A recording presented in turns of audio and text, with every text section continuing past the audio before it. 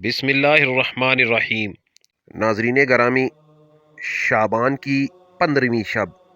ناظرین گرامی، دین اسلام ایک جامع اور مکمل دین ہے جس کی وضاحت قرآن پاک میں اللہ رب العزت نے جو فرمائی ہے۔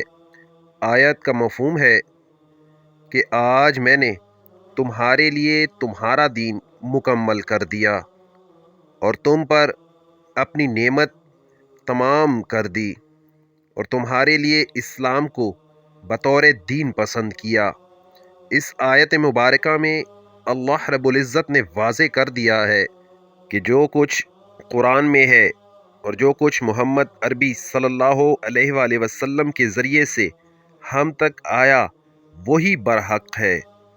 کیا آپ کے پاس کوئی ایسی حدیث، کوئی دلیل ہے کہ جس میں واضح طور پر محمد عربی صلی اللہ علیہ وآلہ وسلم نے شعبان کی 15ویں شب کو نفل پڑھے؟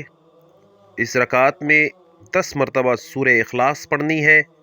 اس میں 20 مرتبہ ایسی کوئی نوافل محمد عربی صلی اللہ علیہ وآلہ وسلم نے پڑھے ہیں؟ تو جب نہیں پڑھے تو آپ کیوں پڑھ رہے ہیں؟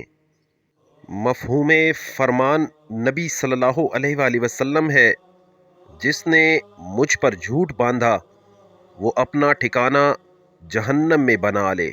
السلام۔